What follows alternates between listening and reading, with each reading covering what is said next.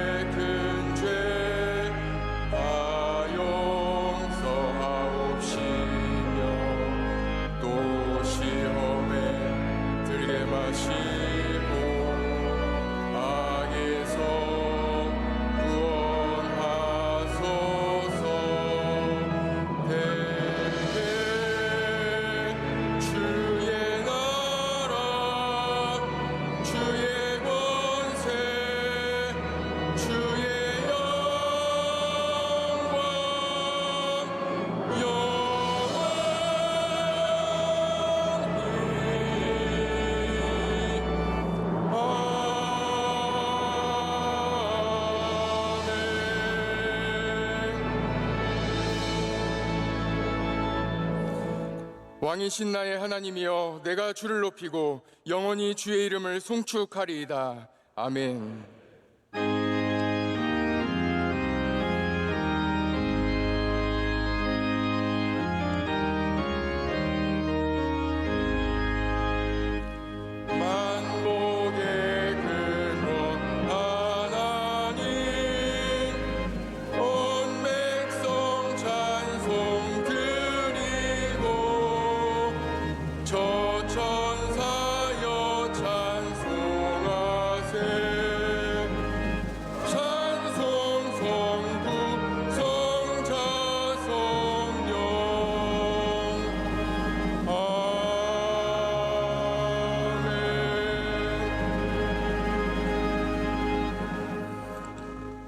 전능하사 천지를 만드신 하나님 아버지를 내가 믿사오며 그 외아들 우리 주 예수 그리스도를 믿사오니 이는 성령으로 잉태하사 동정녀 마리아에게 나시고 본디오 빌라도에게 고난을 받으사 십자가에 못 박혀 죽으시고 장사한 지 사흘 만에 죽은 자 가운데서 다시 살아나시며 하늘에 오르사 전능하신 하나님 우편에 앉아 계시다가 저리로서 산자와 죽은 자를 심판하러 오시리라.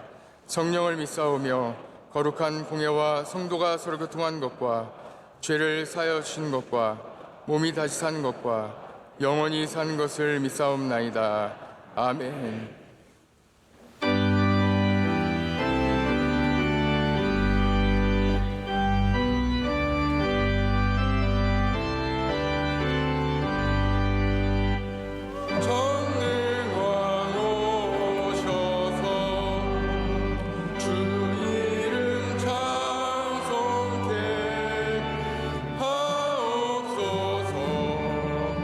영광과 권능의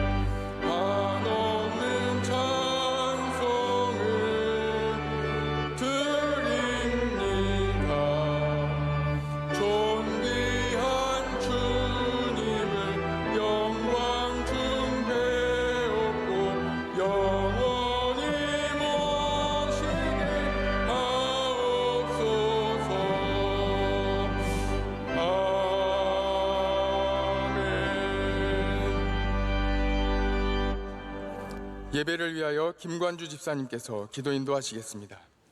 사랑의 하나님, 우리를 주님의 자녀로 택하여 주시고 예배의 자리로 불러주심을 감사드립니다. 주님의 뜻대로 살지 못한 우리의 허물과 죄를 용서하여 주옵소서. 정치, 경제, 안보 등 총체적 위기에 빠진 우리나라를 지켜 주옵소서. 대통령과 여야 지도자들에게 믿음과 지혜를 주셔서 국민 통합을 통해 위기를 슬기롭게 극복할 수 있도록 인도하옵소서. 7년을 하루같이 우리 교회를 지켜주신 하나님, 폐역한 이 세대에 살아있는 진리의 기둥과 터로서 하나님께서 기뻐하시는 교회가 되도록 인도해 주옵소서. 주님의 섭리 가운데 세우신 담임 목사님의 목회 사역을 선하게 인도하시고 이 시간 하나님의 말씀을 전하실 때 은혜가 넘치게 하옵소서. 원로 목사님의 비전 선교 사역을 통해 주님의 사랑을 전하고 선교의 지경을 넓혀 주옵소서. 올 한 해 은혜의 때가 이르게 하옵소서. 우리가 어디를 가든 무슨 일을 하든 말씀과 기도로 무장하고 예배를 통해 은혜가 넘치게 하옵소서. 너빙 축제를 통해 새가족들과 잃은 양들이 예배의 자리로 돌아가게 하셔서 감사합니다. 코로나 바이러스가 속히 종식되어 우리의 일상이 회복되고 우리의 예배가 온전한 예배가 되도록 인도하옵소서. 선교사님들의 사역과 건강을 지켜주시고 이 땅 위에 하나님의 나라가 확장되게 인도해 주옵소서. 이 시간 성가대의 찬양과 우리의 예배를 통하여 하나님께 큰 영광 돌리게 하옵소서. 예수님의 이름으로 기도드립니다. 아멘.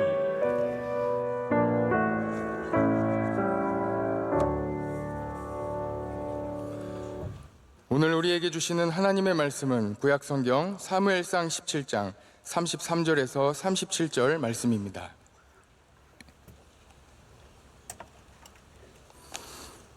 구약성경 사무엘상 17장 33절에서 37절의 말씀을 황칠상 이희영 집사님께서 봉독해 주시겠습니다. 사울이 다윗에게 이르되 내가 가서 저 블레셋 사람과 싸울 수 없으리니 너는 소년이요 그는 어려서부터 용사임이니라. 다윗이 사울에게 말하되 주의 종이 아버지의 양을 지킬 때에 사자나 곰이 와서 양떼에서 새끼를 물어가면 내가 따라가서 그것을 치고 그 입에서 새끼를 건져내었고 그것이 일어나 나를 해하고자 하면 내가 그 수염을 잡고 그것을 쳐 죽였나이다. 주의 종이 사자와 곰도 쳤은즉 살아계시는 하나님의 군대를 모욕한 이 할례받지 않은 블레셋 사람이리이까 그가 그 짐승의 하나와 같이 되리이다. 또 다윗이 이르되 여호와께서 나를 사자의 발톱과 곰의 발톱에서 건져내셨은즉 나를 이 블레셋 사람의 손에서도 건져내시리이다. 사울이 다윗에게 이르되 가라, 여호와께서 너와 함께 계시기를 원하노라. 아멘.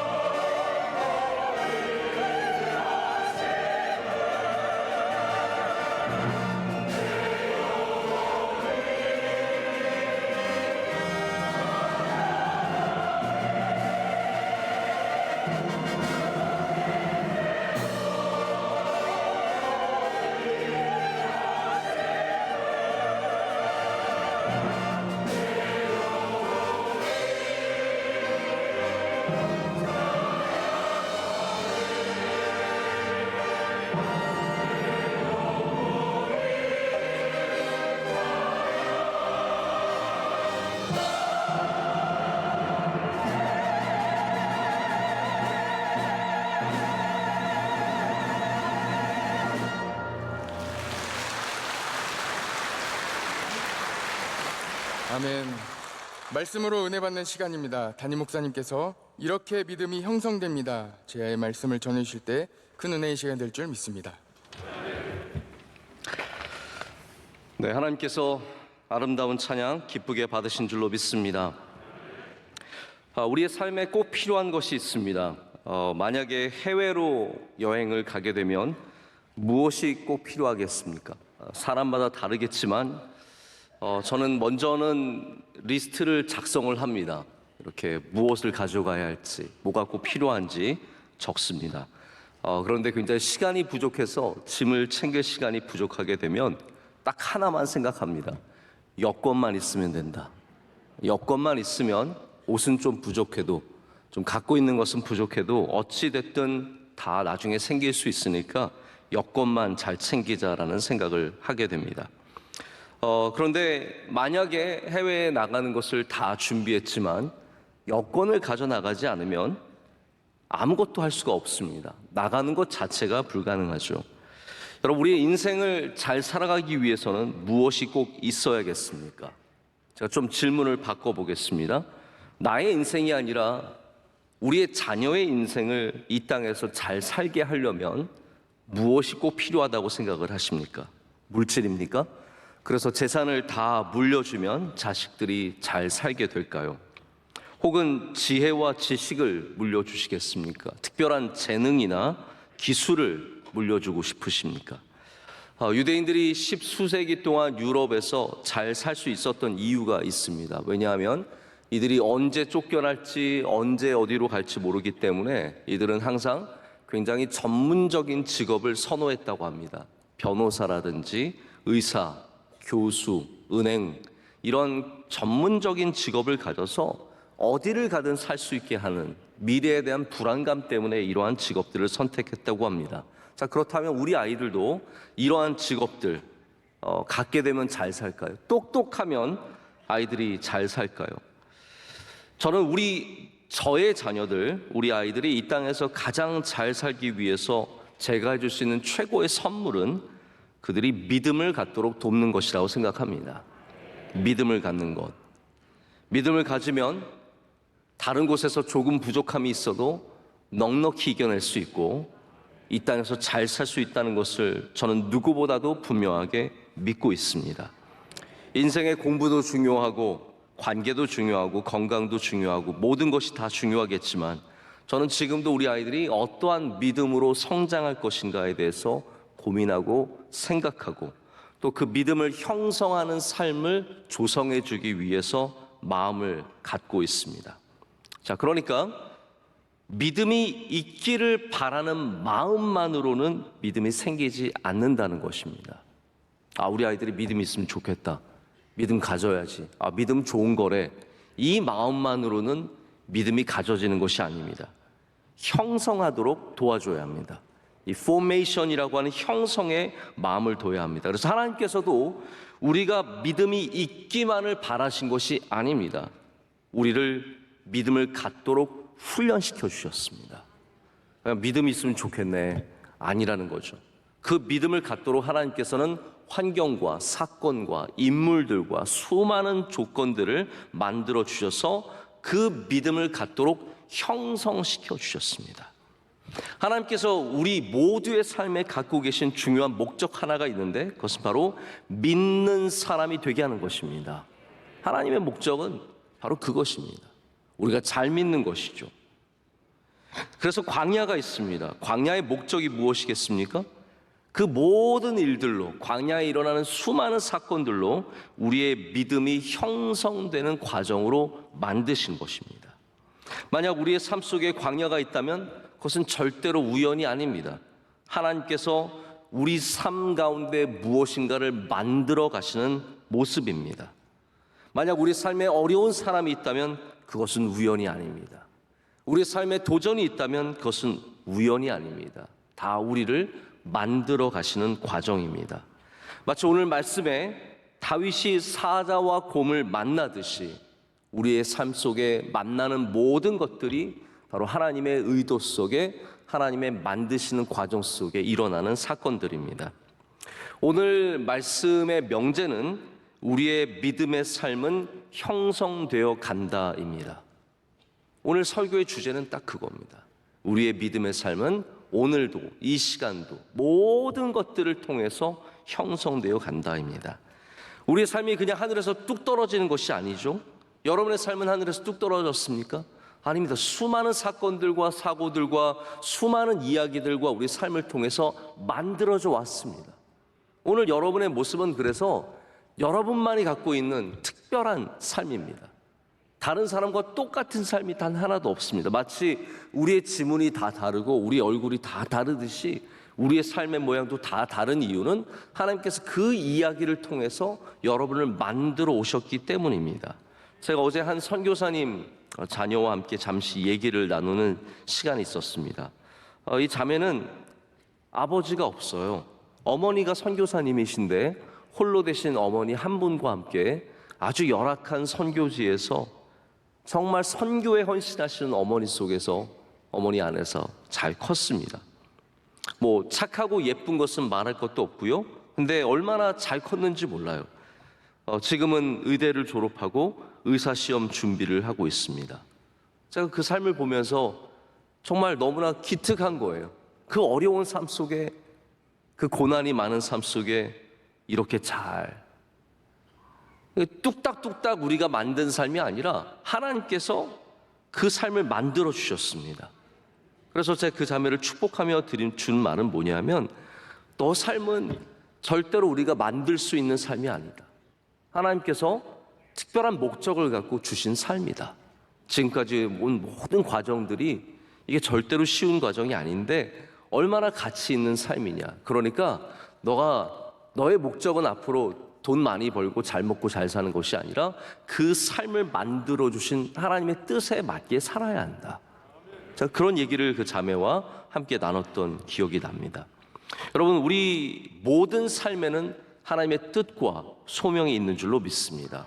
누구에게나 마찬가지입니다. 꼭 선교사님의 자녀이고 목회자의 자녀이고 꼭 어렵고 힘든 과정이 있어서만이 아니라 우리 모두가 바로 하나님께서 만드시는 과정 속에 있고, 그렇기 때문에 우리 안에 하나님의 뜻과 소명이 다 있다라는 말입니다.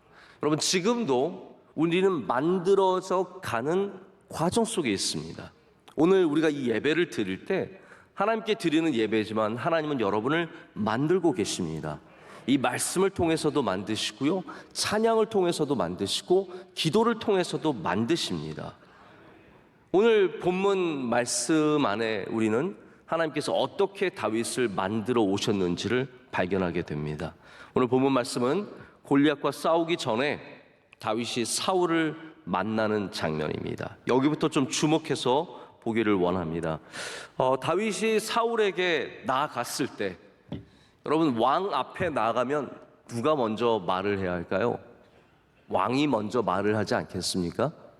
근데 오늘 정말 특별한 것은 사울 앞에 불려간 다윗이 먼저 말합니다.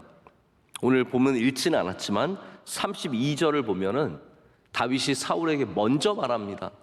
뭐라고 말합니까? 그로 말미암아, 그는 누구이겠습니까? 골리앗이죠. 골리앗으로 말미암아 사람이 낙담하지 말 것이라.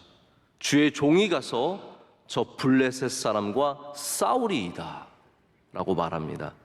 여러분, 이거 굉장히 좀 특별한 상황이에요. 어디 소년이, 지금 다윗은 굉장히 어린 소년이지 않습니까? 왕에게 와서 먼저 말을 할 뿐만 아니라 오히려 위로하고 있어요. 왕이시여, 저 사람 때문에 낙심하지 마세요. 낙담하지 마세요. 제가 가서 싸울게요. 여러분, 이게 얼마나 어이없는 상황입니까? 이 어린 소년이 오히려 믿음을 가질 것을, 낙심하지 말 것을 말하고 있습니다. 우리는 이 장면부터 다윗이 얼마나 용맹하며 용기가 있으며 또한 단호한지를 발견할 수 있습니다. 다윗은 나중에 완성이 됩니다. 나중에, 아주 나중에 완성이 돼요. 그런데 이미 그는 형성되기 시작했습니다. 이게 중요한 것 같습니다. 다윗이 나중에 왕으로서 완성되는 것은 수십 년 후의 일이지만 다윗은 이 순간부터 이미 믿음의 사람으로 형성되어 가고 있었다라는 것이죠. 우리는 완성을 향해 달려가지만 어쩌면 인생을 살아가면서 완성을 만나지 못할 수도 있습니다. 우리가 예수님 닮기를 원하죠. 할렐루야. 여러분, 예수님 닮기 원하는 거 아닙니까? 자, 그런데 우리가 정말로 예수님과 똑같아질 수 있습니까? 없죠. 다만 우리는 그 완성을 향해 달려갈 뿐입니다. 이 땅에서 우리는 그래서 형성되어 가는 것이지 완성되기는 정말로 어려운 것이죠. 다만 우리에게 소망이 있는 것은 이 형성되는 과정 속에 우리가 하나님의 뜻을 이루게 된다라는 겁니다. 이 이야기를 듣고 사울이 기가 막히죠. 사울은 세상의 눈을 가진 사람입니다. 그래서 다윗이 아직 아무것도 없는 사람으로 판단합니다. 이미 형성되어 가고 있었는데 그것을 전혀 발견하지 못하고 아무것도 없는 사람으로, 아이로 보았습니다. 여러분, 세상의 눈이 그렇지 않습니까? 학위가 없으면 아직 지식이 형성되지 않은 것으로 봅니다. 좋은 가문이 아니면 권위가 형성되지 않은 것으로 봅니다. 돈이 없으면 능력이 형성되지 않은 것으로 봅니다. 하지만 우리가 신앙인의 눈으로 보면 어떻습니까? 이미 모든 사람들이 형성되는 가운데 있습니다. 그래서 여러분, 누구든 함부로 무시하시면 안 됩니다. 왜냐하면 만들어져 가고 있으니까요. 작은 소년이 농구공을 던져도 이미 형성되어 가는 것이고, 어린 소녀가 그림을 그리고 있어도 이미 아티스트로 형성되어 가고 있는 겁니다. 거기서 나중에 될 것을 볼 수 있는 사람이 진짜 믿음의 눈을 가진 사람입니다. 노래하는 성악가들 앞에 나와서 노래할 때 못하네, 잘하네, 너무 판단하지 마십시오. 모든 과정이 형성되어 가는 과정이기 때문입니다. 바로 판단하면 안 됩니다. 여러분, 우리는 완성된 목회자의 설교가 뛰어나다라고 생각을 해서 유명한 목사님들, 뛰어난 언변을 가진 목사님들, 말씀에 능력이 있는 목사님들 설교를 사모하죠. 근데 저는 개인적으로 형성되어가는 목회자들의 설교가 참 뛰어나다고 생각을 합니다. 그래서 개인적으로도 저는 우리 전도사님들 설교가 참 좋습니다. 왜냐하면 어쩌면 아직 완성되진 않았지만 그 형성되는 가운데 보여주는 깊이와 따뜻함과 넓이와 이 다양한 모습들을 발견하기 때문입니다. 여러분, 우리가 지금 별것 아닌 것 같이 보여도 하나님은 이미 우리를 훈련시키고 계시고 우리를 형성해 가고 계십니다. 그것을 발견할 수 있는 눈이 있어야 된다는 거죠. 그리고 그것을 귀하게 여겨야 합니다. 사자와 곰은 그냥 쫓아내고 없었으면 좋을 것이 아니라 우리를 만들어 가시는 하나님의 도구라는 것을 알아야 된다는 거죠. 여러분의 삶에는 사자와 곰이 없으십니까? 우리의 삶에는 어려움과 환난과 고난이 없습니까? 우리의 삶에는 그냥 편안한 길만 있습니까? 하나님께서 우리의 삶에 사자와 곰을 보내실 때 우리를 만들어 가시는 하나님의 손길을 반드시 인정하고 그 안에서 만들어져 갈 때 귀한 도구가 될 줄로 믿습니다. 그래서 다윗은 하나님께서 언제 주목하셨느냐? 골리앗과 싸우기 이미 전에, 골리앗을 죽일 때 저런 애가 있었네? 하나님 이렇게 주목하신 게 아니라는 겁니다. 어쩌면 다윗이 어려서 사자와 곰을 쫓아갈 때 이미 하나님은 다윗을 주목하셨습니다. 우리가 나중에 대단한 일을 할 때 하나님이 우리를 주목하시는 것이 아니라 오늘 우리의 삶 가운데 주신 사자와 곰을 쫓아갈 때 하나님께서 여러분을 주목해 주실 줄로 믿습니다. 그러면 다윗의 믿음과 그 용맹함과 용기는 어떠한 지점에서 형성이 되었겠습니까? 자, 다윗이 골리앗과 싸우게 될 것을 알았을까요? 전혀 몰랐겠죠. 단 한 번도 내가 나중에 형에게 도시락을 전해주다가 저 가드 사람 골리앗과 싸우게 될 것이다, 그가 생각이나 해봤겠습니까? 그런데 하나님은 다윗이 골리앗과 싸울 수 있도록 이미 능력을 형성해 주셨습니다. 여러분이 앞으로 다가오는 삶 속의 어려움들, 내가 무슨 일을 할까 다 어떻게 알겠습니까? 그러나 분명한 것은 이미 하나님께서 여러분에게 능력과 믿음을 형성해 가고 계신다라는 것이죠. 두려워하지 마시길 축복합니다. 하나님께서 만들어 가고 계시기 때문입니다. 그런데 막상 골리앗 앞에 서니까 다윗이 이 모든 것이 하나님께서 나를 준비시켜 주신 일이구나라는 것을 깨닫게 되는 고백이 바로 34절과 35절의 이야기입니다. 사울이 묻는 거예요. 네가 가서 싸울 수 있겠느냐? 네가 누구길래 목동인 주제에 가서 싸울 수 있겠느냐라고 했을 때 다윗이 34절과 35절에 뭐라고 말합니까? 이렇게 말합니다. 다윗이 사울에게 말하되 주의 종이 아버지의 양을 지킬 때에 사자나 곰이 와서 양떼에서 새끼를 물어가면 내가 따라가서 그것을 치고 그 입에서 새끼를 건져내었고 그것이 일어나 나를 해하고자 하면 내가 그 수염을 잡고 그것을 쳐 죽였나이다. 아멘. 다윗이 양을 치면서 위기를 만난 적이 여러 번 있었습니다. 몇 번은 사자에게 양을 빼앗겼고 몇 번은 곰에게 빼앗긴 적도 있습니다. 다윗이 이 상황에서 하나님이 나에게 지금 훈련을 주시는구나 라는 그러한 마음으로 이것을 했다라고 생각하지 않습니다. 어쩌면 다윗은 그냥 양떼를 지키기 위해서 내게 주신 사명을 감당하기 위해서 그냥 아무 생각 없이 용기를 갖고 사자를 쫓아갔고 곰을 쫓아갔을 것입니다.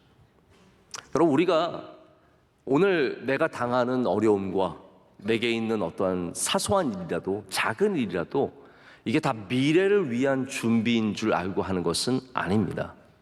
그런데 하나님은 바로 그 사건을 통해서 이미 여러분을 준비시켜주고 계시다라는 거죠. 알든 모르든입니다.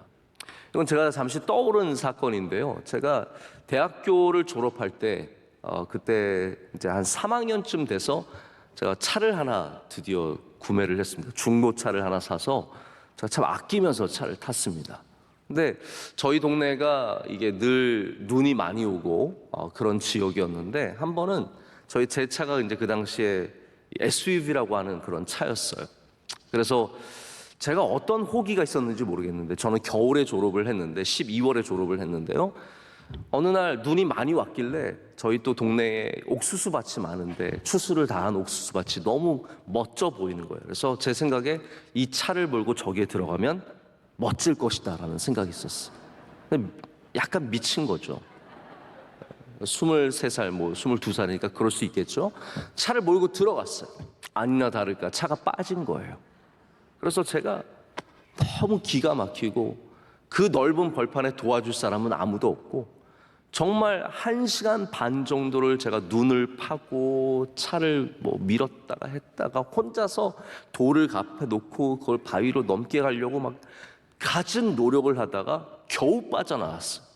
참 너무 그때는 이렇게 어디 전화를 할 핸드폰도 없고 누가 도와줄 사람도 없고 정말 막막한 거였습니다. 겨우 빠져나왔습니다. 근데 놀라운 건 뭐냐면 제가 졸업을 하고 나서 이제 다음 날 한국으로 모든 것을 다 갖고 들어가야 하는 날이에요. 근데 그 전날 밤에 제가 잠시 멀리 인사를 하러 단역으로 가게 되었습니다. 가는 거예요. 그런데 그날 밤도 눈이 많이 오는 거예요. 오는 길에 제가 또 언덕에서 아주 산 높은 곳에서 차가 미끄러졌어요. 떨어지지 않은 것만 해도 너무 감사한데 그래서 또 옆으로 빠져가지고 차가 빠졌어요. 제가 빠졌을 때 퍼뜩 떠오르는 게 있었어요. 하나님께서 준비시켜 주셨구나. 정말입니다. 왜냐하면 거기서 빠져나오지 못하고 상황이 아주 급박했거든요. 아무도 도와줄 사람도 없는 한밤중에 제가 빠져나오면서 쉽더라고요. 2번 빠지니까 쉽네. 그러면서 한 20분 정도만 수고해서 쑥 나와가지고 다시 집으로 오면서 되게 하나님께 감사했어요. 하나님, 지난번에 빠진 게 제가 미쳤던 게 우연이 아니네요. 제가 그날 그냥 저 벌판에 들어가서 난리치다가 혼자 생고생한 게 그게 다 우연이 아니네요. 하나님, 준비시켜 주셔서 감사합니다. 여러분, 제가 말씀드린 것은 어쩌면 우연에 지나지 않는 사건일지도 모르겠지만 우리의 삶에 하나님께서 사자와 곰을 만나게 하시는 것, 여러분으로 하여금 많은 일들을 감당하게 하시는 형성시켜 주시는 은혜인 줄로 믿습니다.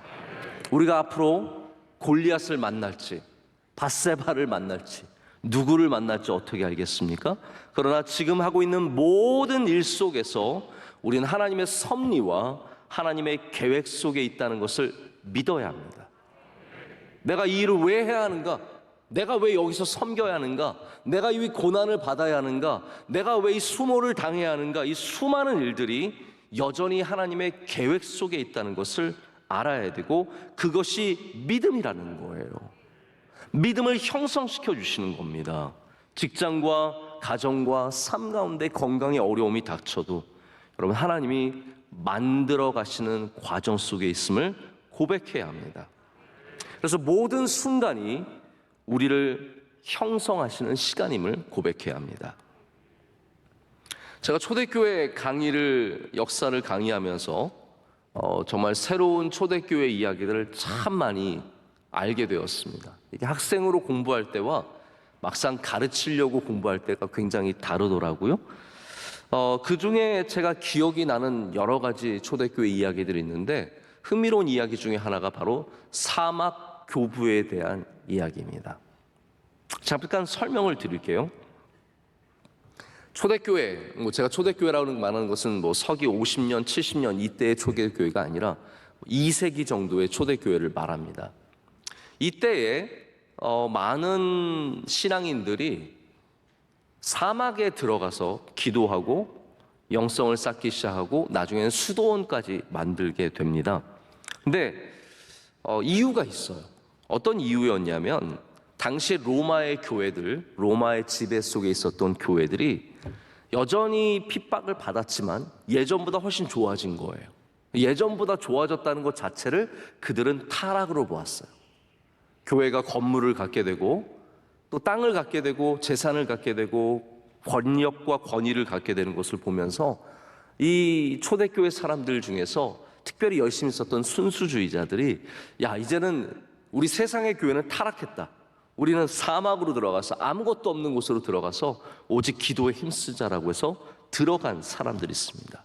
그 사람들을 우리가 사막의 영성가들, 나중에 그 중에서 특별한 사람들을 사막 교부라고 불러요. 우리가 지금 현대 교회만 참 많이 보는데 사실 교회가 좀 초대교회 이야기들을 살펴볼 필요가 있습니다. 우리에게 아주 주는 많은 울림들이 있습니다. 근데 그 중에 유명했던 사막 교부가 안토니라고 하는 성인입니다. 성 안토니죠. 이 안토니가 특별히 기도했던 경험들을 많이 남겼는데요. 그가 처음에 기도하러 들어갔을 때 기도를 방해하는 수많은 악령들과 싸웠던 기록들이 남아 있습니다. 그래서 기도할 때 우리에게 사탄이 접근할 수 있다는 사실을 여러분 굉장히 조심해서 잘 기억을 해야 합니다. 그래서 이분이 기도를 하러 굴에 들어가고 사막에서 기도를 하고 있는데 온갖 모양을 하고 온갖 소리를 내는 수많은 사탄들과 싸우느라 정말 무시무시한 시간을 보내게 됩니다. 근데 그는 끝까지 사탄에게 저항했고 결코 굴복하지 않았습니다. 근데 마침내 예수님이 그의 기도 가운데 찾아오시면서 이 모든 악한 영들이 다 도망치게 됩니다. 영적 싸움에서 승리한 안토니가 예수님께 질문을 합니다. 예수님 오신 그 예수님께 질문을 합니다. 첫 질문이, 여러분은 예수님이 여러분의 삶에 찾아오시면 뭐라고 첫 질문을 들으실 것 같으세요? 저는 우리 정말 예수님이세요? 이런 질문을 할 것 같아요. 정말 예수님이세요? 근데 이 안토니라고 하는 분은 이런 질문을 드렸습니다. 예수님, 왜 더 일찍 오지 않으셨습니까? 근데 저는 이 질문 진짜 좋은 질문인 것 같아요. 우리가 어려움을 당할 때 나중에 예수님께서 문제를 해결해 주시면, 왜 예수님 이제 해결해 주세요? 왜 이제 오셨습니까? 마치 마리아와 마르다의 질문 같지 않습니까? 우리 오빠가 죽은 지가 얼만데 왜 이제 오셨습니까? 왜 이제 오셨습니까? 그때 안토니에게 예수님께서 이렇게 대답했다고 합니다. 나는 네가 어떻게 하는지 보기를 원했다. 네가 어떻게 하는지 보기를 원했다. 여러분, 이거 참 예수님의 답이 우리가 굉장히 많이 생각하게 되는 부분입니다. 여러분, 왜 우리에게 사자와 곰을 보내셨어요? 왜 하나님 왜 사자와 곰을 보내세요? 우리 좀 편안하게 살면 안 될까요? 그때 하나님께서 주시는 답이 이거라는 거죠. 나는 네가 어떻게 하는지 보기를 원한다. 다윗이 사자를 쫓아가는 것과 곰과 싸워서 빼앗긴 양을 되찾는 것, 이거 다윗이 원했던 삶의 모습은 아닐 것입니다. 안토니가 기도하면서 사탄과 싸웠던 것과 똑같은 거죠. 하지만 그 시간에 예수님께서는 사탄과 싸우는 안토니를 주목하셨고 사자와 곰과 싸우는 다윗을 주목하셨습니다. 우리가 가난의 순간, 고난의 순간, 고통의 순간, 적을 만나는 순간, 이 모든 순간이 하나님께서 역사하시는 순간이며 우리를 주목하시는 순간입니다. 여러분이 어떻게 하는지를 보고 계신 거예요. 우리나라가 물건을 안 훔쳐가는 나라로 굉장히 잘 알려져 있습니다. 외국 사람이 제일 신기해하는 게 그거예요. 카페에 컴퓨터를 놓고 화장실을 가요. 이거는 외국에서는 있을 수 없는 일이에요. 노트북 쓰던 친구들이 그냥 놓고 화장실 갔다 오는 거예요. 제가 제주를 이번에 다녀오지 않았습니까? 공항에서 보니까 다들 이렇게 충전을 하고 있는데 주인이 안 보여요. 이야, 저는 솔직히 가져가고 싶었어요. 이거 주인 없는데 이거 가져가도 아무것도 그냥 이렇게 어디다 꽂아놓은 거예요. 저는 저 같으면 그 옆에 앉아서 뭐라도 하면서 지키고 있을 텐데 어딜 갔는지. 근데 제가 안 훔쳐간 이유가 있습니다. 양심 때문입니까? 아닙니다. CCTV가 보고 있으니까. 그거를 가져가면 바로 걸리죠. 방송 나올 거예요. 네, 3시 10분 비행기 김하나님 지금 잠시 나와주시길 바랍니다.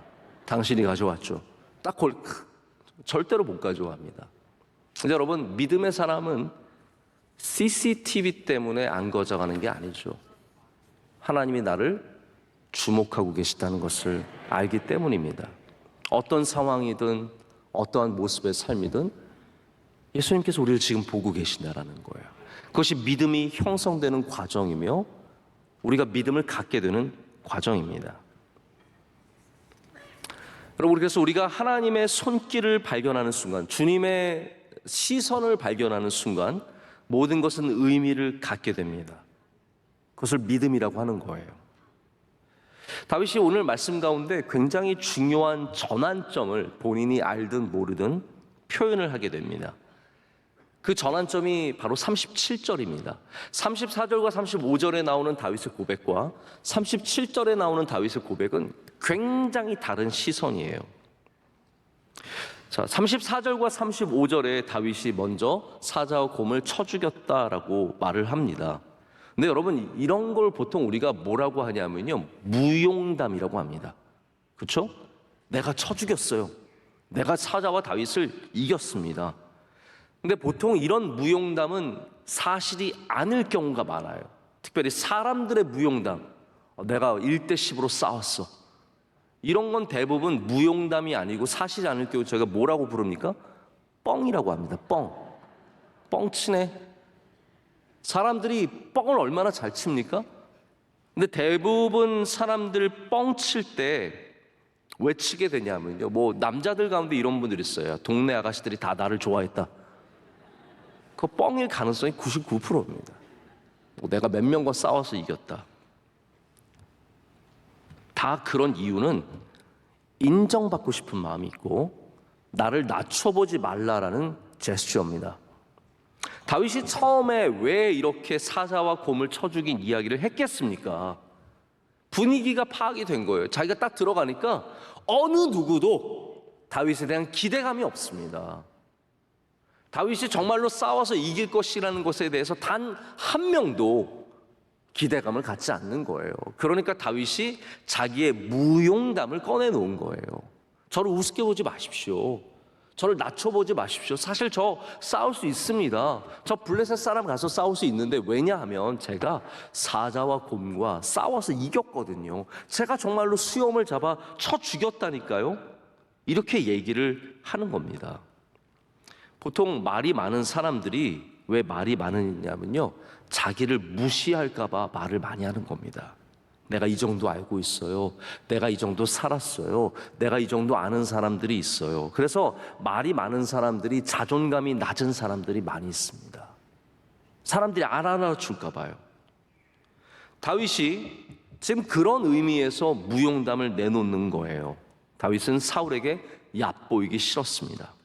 하지만 이게 끝이 아니라는 거죠. 우리는 다윗의 본 마음을 이내 발견하게 됩니다. 다윗의 진정한 고백을 듣게 됩니다. 그것이 바로 37절의 이야기입니다. 34절과 35절은 사실의 이야기고 37절은 믿음의 이야기입니다. 뭐가 다른지 한번 보십시오. 37절 한번 보실까요? 또 다윗이 이르되 여호와께서 나를 사자와 곰의 발톱에서 건져내셨은즉 나를 이 블레셋 사람의 손에서도 건져내시리이다. 아멘. 여러분, 무슨 말입니까?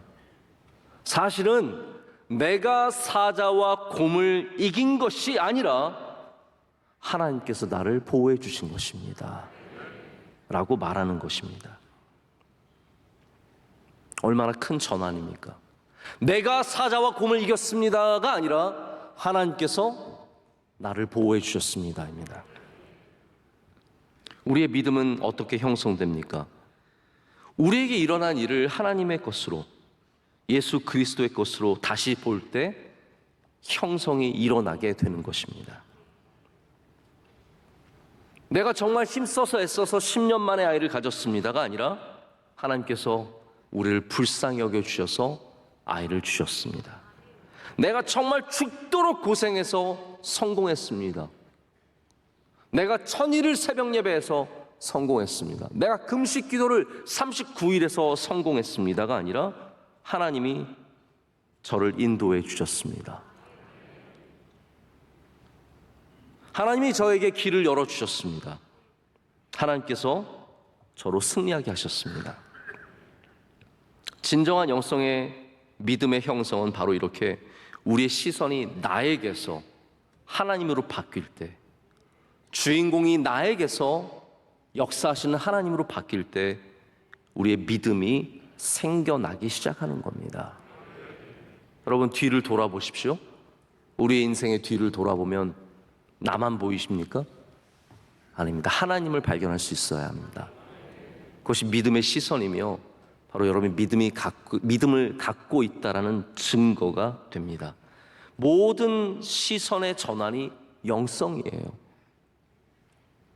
모든 고백이 믿음이 되는 것입니다. 제가 말씀을 맺겠습니다. 키스 메이어라는 목사님이 계시는데 이분의 이야기예요. 메이어 목사님이 아들이 있었는데 프로 골프 선수가 되기를 지망하는 아들이었어요. 이름이 카일이었습니다. 카일. 근데 이 카일이 어느 날 프로 골프 선수 능력 시험을 치게 됐어요. 근데 보통 이 테스트를 한 번에 붙는 사람들은 없고요. 뭐 1년, 2년, 3년, 4년 이렇게 걸려서 다들 붙는 시험인데 이 카일이 혼자서 시험을 안 보고 아버지를 함께 가자고 합니다. 아빠, 우리 함께 가요. 그래서 가서 같이 시험을 보게 됩니다. 근데 이 메이어 목사님이 주변을 둘러보니까, 경기를 할 때 주변을 둘러보니까 이 프로골프 선수 중에 단 한 명도 동반자랑 같이 온 사람은 없어요. 다 혼자서 게임을 하고 있는데 이 카이라고 하는 아들만 아빠를 데리고 온 거예요. 게다가 아버지랑 같이 온 선수는 단 한 명도 없는 거예요. 그래서 나중에 경기를 마치고 아들에게 물었어요. 또 감사하게도 아들이 한 번에 이 시험을 통과를 한 겁니다. 나중에 다 마치고 나서 물었어요. 너 왜 나를 오자고 했니? 아무도 같이 온 사람이 없는데, 아빠랑 같이 온 사람은 더더욱 아무도 없는데 너 왜 같이 오자고 했더니 그 아들이 대답을 했는데 이 아버지가 그 대답을 나중에 평생 잊을 수 없었다라고 고백을 합니다. 그 대답은 이랬습니다. 아빠가 나를 안정시켜 주거든요. 이게 왜 더 충격이었냐면 이 목사님은 늘 바쁘고 또 교회 일이 많아서 가정을 잘 돌보지 못했어요. 그런데 이 카일이 아빠와 함께 하기를 원했고 나중에 말하기를 아빠가 나를 안정시켜 주기 때문에 같이 오기를 원했다라고 했을 때 이 목사님은 이루 말할 수 없는 기쁨과 위로를 얻었다고 합니다. 그리고 그 후로 누군가에게 그런 존재가 되어주기 위해서 끊임없이 자신을 돌아보게 되었다고 합니다. 내가 누구를 기쁘게 하는 사람이 되는지, 누구에게 안정감을 주는지, 누구에게 감사를 주는지를 돌아보게 되었다는 거죠. 여러분, 우리의 믿음은 먼저 우리가 하나님과 함께 하기를 원하는 것과 그리고 하나님께서 나에게 바로 그런 분이심을, 나에게 능력을 주시고 은혜를 베풀어 주시고 사랑을 주시고 나의 모든 삶을 잡아주시는 분이심을 고백할 때 형성이 되는 것입니다. 여러분, 우리도 삶의 테스트의 자리로 나아가게 됩니다. 예배를 마치고 가정으로 또 나중에는 직장으로 우리의 삶으로 우리의 테스트 자리를 가게 되죠. 여러분, 누구와 함께 가기를 원하십니까? 혼자 가시겠습니까? 아닙니다. 우리는 오늘도 예수님과 함께 가야 할 줄로 믿습니다. 예수님께서 사자와 곰의 발톱에서 우리를 건져내 주시며 우리와 함께 해 주시며 여러분을 믿음으로 살게 하는 능력을 다 주시게 될 줄로 믿습니다. 기도하시겠습니다. 하나님 아버지, 감사합니다. 우리를 불러주시고 우리와 함께 하시니 감사합니다. 하나님, 혼자 사자와 곰과 싸웠는 줄 알았는데 돌아보니 주님께서 우리를 건져주셨습니다. 하나님, 삶의 모든 자리가 우리의 믿음이 형성되는 곳임을 기억하게 하셔서 어떠한 자리에서든지 주님과 동행하게 하여 주시옵고 우리를 승리하게 하시는 하나님을 찬양하게 하여 주시옵소서. 우리의 믿음 없음을 고백합니다. 오늘도 다시 우리의 믿음을 돌아보아 이 작은 믿음을 주님께 내놓을 때 주님 이곳에 축사하여 주시고 30배, 60배, 100배의 열매가 맺히게 하여 주시오며 하나님 더욱더 성장하는 성숙하는 믿음이 되게 하여 주시옵소서. 늘 하나님을 신뢰하며 의지하게 하여 주시옵소서. 예수님의 이름으로 기도드립니다. 아멘.